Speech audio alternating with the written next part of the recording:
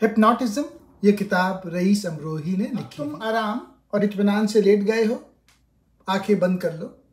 तुम्हारे जिस्म के किसी हिस्से में खिंचावट और तनाव की कैफियत तो नहीं है। अगर है तो जिस्म को ढीला छोड़ दो, बिल्कुल आरामदेह पोजीशन में लेट जाओ। अच्छा, अब होठ बंद करके नाक के सुराखों से 5 गहरे गहरे सांस, खूब गहरे गहरे सांस लो। आहिस्ता आहिस्ता हवा को अंदर खींचो, नाक से खींचकर धीरे धीरे सीने की तरफ लाओ। जी घबरा रहा है, दम घुट रहा है तो सांस आहिस्ता आहिस्ता नाक के सुराखों से खारिज करो। देर सांस सीने में रोकोगे बेहतर है। जितनी आहिस्तगी के साथ सांस अंदर खींचोगे मुफीद है, जितनी नरमी से सांस बाहर निकालोगे मौसम। मेरे अलावा किसी की आवाज़ नहीं सुन सकते। तुम निहायत सुकून और इत्मीनान के साथ लेटे रहो। तुम्हारी आंखें मजबूती के साथ बंद हैं। तुम्हारे जहन में कोई कश्मकश नहीं है। तुम्हारा दिमाग पूरी तरह पुरसुकून है। तुम सिर्फ मेरी आवाज़ सुन रहे हो। शाबाश, अब तुम्हें नींद तारी हो रही है, मगर तुम हर हालत में मेरी आवाज़ सुनते रहोगे और मेरे सवालात का जवाब देते रहोगे। और जब मैं हुक्म दूंगा तुम हशाश बशाश तरोताज़ा बिस्तर से उठ जाओगे। एक एक फ़िक्रे को कई कई बार दोहराया जाए ताकि गैब व तलक़ीन का हर फ़िक्रा मामूल के जहन में पेवस्त हो। ज़्यादा का तजुर्बा, मैं खौफ, मायूसी और घबराहट की मरीज़ा हूँ। मेरा ताल्लुक़ पढ़ाने से है। मैं लड़कियों को पढ़ाने के लिए क्लास में दाखिल होती हूँ तो पाँव डगमगाने लगते हैं, जिससे में लर्जा पड़ जाता है, गला खुश्क हो जाता है। रईस साहब, आप अंदाज़ा नहीं लगा सकते कि खौफ, मायूसी और एहसास कमतरी की ये हालत मेरे लिए कितनी तकलीफ दे थी। कई बार खुदा की कसम खुदकुशी तक का ख्याल आया। उस ज़माने में आपको मैंने अपने हालात से इत्तला दी। आपने लिखा था कि बचपन से अब तक के हालात जिनका तुम्हारे जहन पर अब तक असर है, कलम बंद करके भेज दो। चुनांचे मैंने आपके हुक्म की तामील में बचपन से जवानी तक के हालात लिखकर भेज दिया। आपने मुझे बहुत दिलासा दिया और 2 मशक़ें मेरे लिए तजवीज़ की और हुक्म दिया कि बराबर अपने हालात से मुत्तला करती रहो। मशक़ों से गैर मामूली फ़ायदा हुआ। सांस की मशक़ करने के बाद जहन को अजीब किस्म का सुकून महसूस होता था, जैसे एक नई खुद एतमादी मेरे अंदर पैदा हो गई है, एक नई ताकत महसूस कर रही हूँ। तफसीलन लिखा था कि ज़हनी मर्ज़ अक्सर इन मशक़ों के नतीजे में आर्जी तौर पर दब जाया करते हैं। इसके बाद लाशऊरी मज़ाहमत और अंदर की बगावत के सबब फिर यकयक उभर आते हैं। आपने लिखा था, जब सोने के बिल्कुल तैयार हो जाओ और नींद आने लगे तो हिस्बे ज़ैल फ़िक्रे दोहराने लगूं। आपने ख़ास तौर पे ये शर्त आयद कर दी थी कि ये फ़िक्रे उस वक्त चुपके चुपके या बाआवाज़ बुलंद दोहराए जाएं जब नींद आने लगे। फ़िक्रा ये था, मैं खौफ, मायूसी और घबराहट की मरीज़ा हूँ, मगर रफ्ता रफ्ता रफ्ता रफ्ता इन तमाम जहनी कमज़ोरियों पर गालिब आकर ख़ुद एतमादी, मुसर्रत और सेहत का मुजस्मा बनती चली जा रही है। करें कि 15 रोज़ बाद मुझे ये महसूस हुआ कि मेरे अंदर गहरी तब्दीली पैदा हो रही है।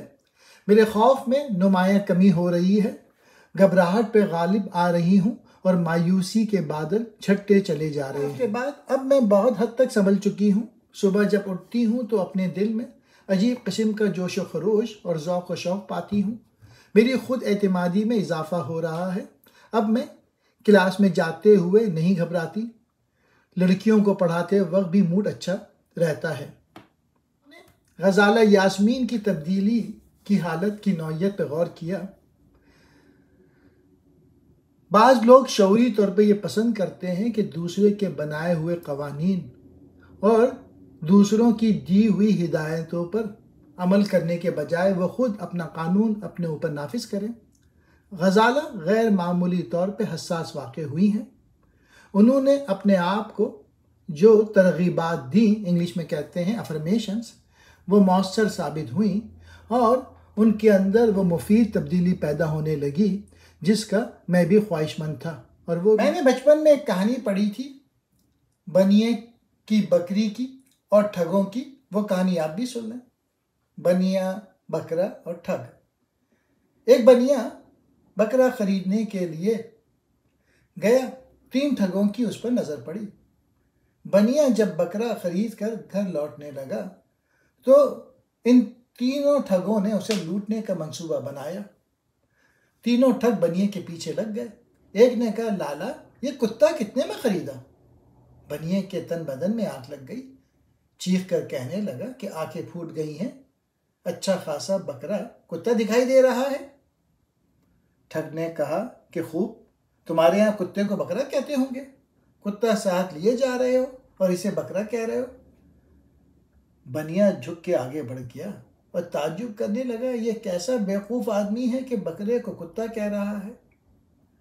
بنیا چند قدم آگے بڑھا کہ درخت کی اوٹ سے دوسرا ٹھگ نمودار ہوا اور پکار کے کہا، لالا یہ بہت اچھا کیا کہ چوروں سے حفاظت کے لیے کتا خرید لیا، بڑا وفادار جانور ہوتا ہے۔ بنیا اس پر اور غضبناک ہوا، ٹھگ کو سینکڑوں صلواتیں سنائیں پر آگے بڑھ گیا۔ لوگ بکرے اور کتے میں تمیز نہیں کر سکتے، کیا زمانہ آ گیا ہے۔ اتنے میں تیسرا ٹھگ باہر نکلا، اس نے کہا، لالا یہ کتا تو بیچ ڈالو، مجھے شکاری کتے کی تلاش تھی، اتفاق سے راستے ہی مل گیا۔ اب لالا چونکہ سمجھے کہ کسی نے جادو کے زور سے ان کی عقل خراب کر دی ہے، مت ماری گئی ہے، چنانچہ بکرے کی رسی چھوڑ کر رام رام کہتے ہوئے گھر کی طرف بھاگ نکلے۔ ٹھگوں کی دی ہوئی متواتر ترغیبات لالے کے لفظ میں اتر گئیں، پیوست ہو گئیں، جس کے تحت معمول متاثر ہوتا ہے۔ یہ عہد پروپیگنڈا اور تشہیر و تبلیغ پہ چل رہا ہے، سیاسی جلسوں کے نعرے ہوں یا اخبار کی سرخیاں، اشتہار ہوں یا نشریات، فلم ہو یا ریڈیو، غرض ہر شعبہ حیات میں ترغیب و تلقین کی کارفرمائی اور کارروائی ہے۔ یہ اشتہارات ایسے مقامات پر لگائے جاتے ہیں کہ زیادہ سے زیادہ لوگوں کی نظر ان پر پڑے اور وہ اس سے اصل قبول کریں۔ آپ خود اپنی زندگی پر نظر ڈالیں، کون سا کام ایسا ہے جو آپ ترغیب، تلقین اور ہدایت کے زیر اثر نہیں کرتے؟ بالوں کے فیشن سے لے کر پاؤں کے موزے تک ہر چیز ترغیب و تقلید کے زیر اثر خریداری کی جاتی ہے۔ طبی گولیاں ہوں یا سگریٹ کے برانڈ، آپ ہر چیز کا انتخاب و استعمال ترغیب کے زیر اثر کرتے ہیں۔ ترغیب زندگی کے ہر گوشے میں کار فرما اور مؤثر ہوتی ہے، بلکہ یہ کہنا صحیح ہے کہ انسانی تمدن اور سوسائٹی کا شیرازہ ہی ترغیب کے سبب قائم ہے۔ دنیا کا ہر شخص کسی نہ کسی درجے میں ترغیب پذیر ہے، لہٰذا تنویم پذیر ہے۔ ترغیب کا مقصد ہے کسی شخص پر اثر پذیرائی کی کیفیت طاری کرنا۔ انسان جانوروں تک کے کردار کو ترغیب و تعلیم سے بدلا جا سکتا ہے۔ جانوروں کے سرکس میں جا کے دیکھ لیجئے کہ تعلیم سے ان کے کردار میں کیسی صلاحیتیں پیدا کی جا سکتی ہیں۔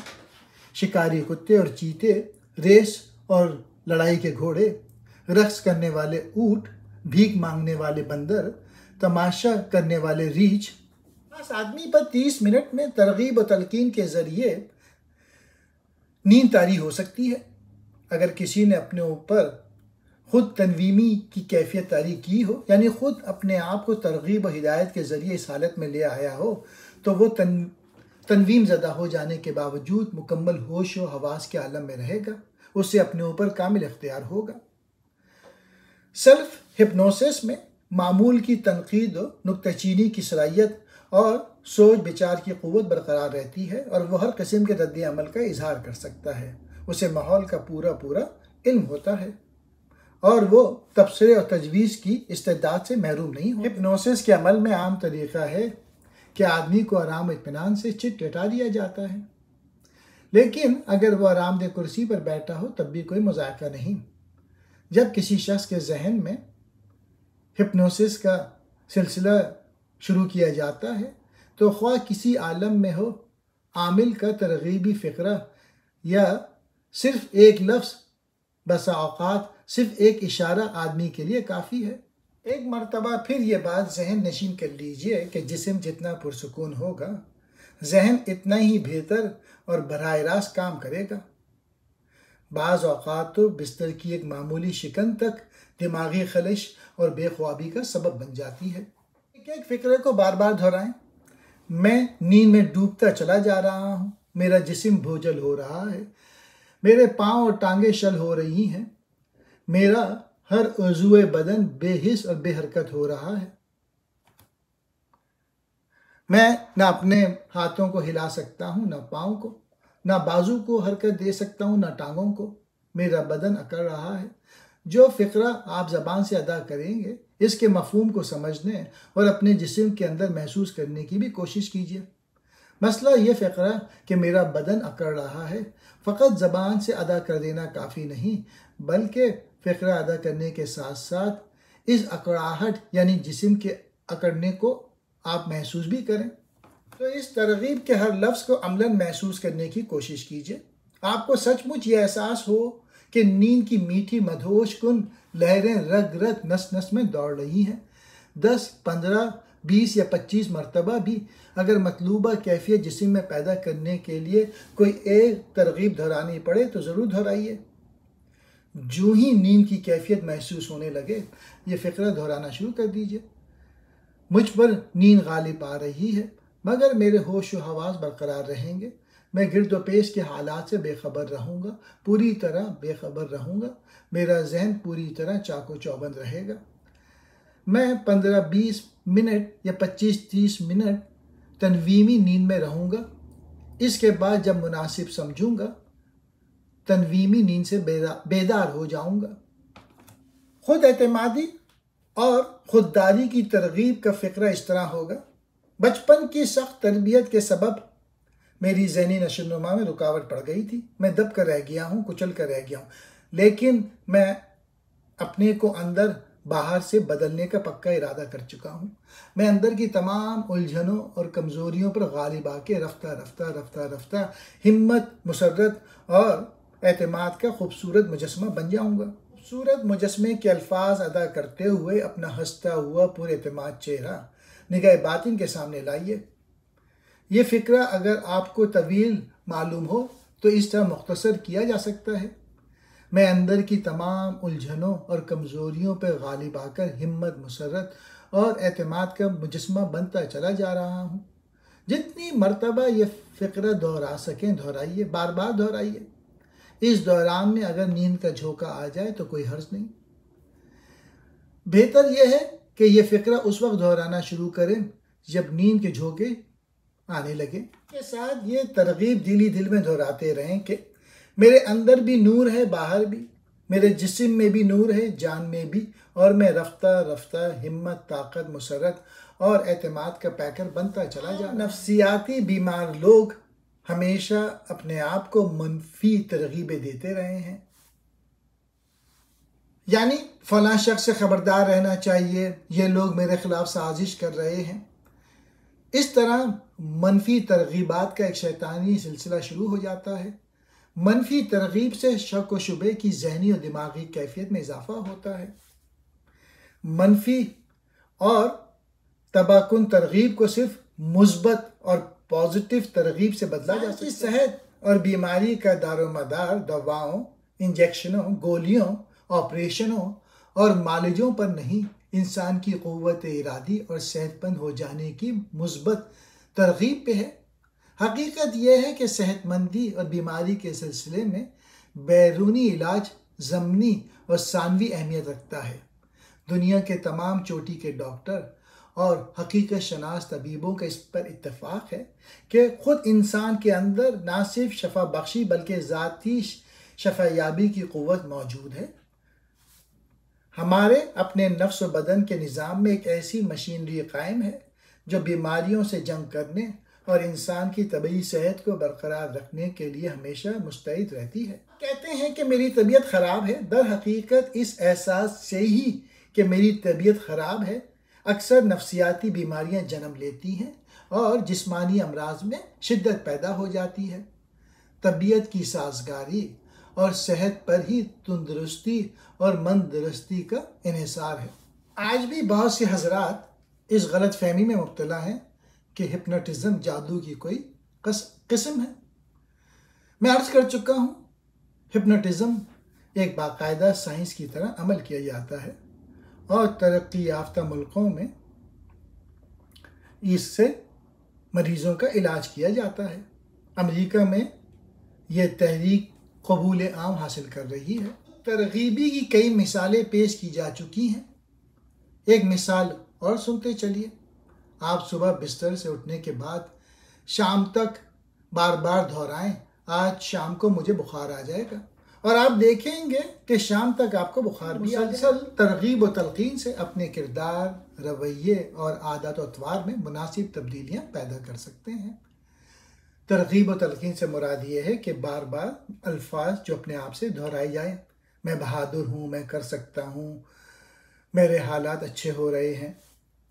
خربوزے کو دیکھ کے خربوزہ رنگ پکڑتا ہے یا نہیں؟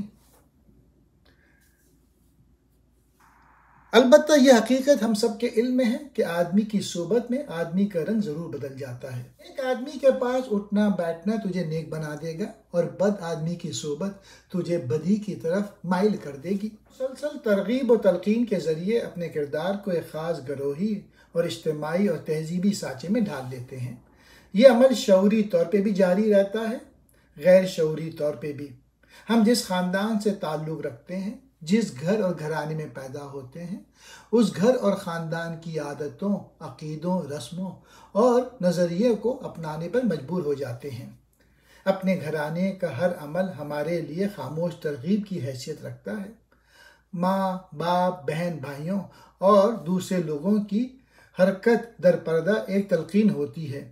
جانوروں کو بھی اسی طرح سکھایا جاتا ہے۔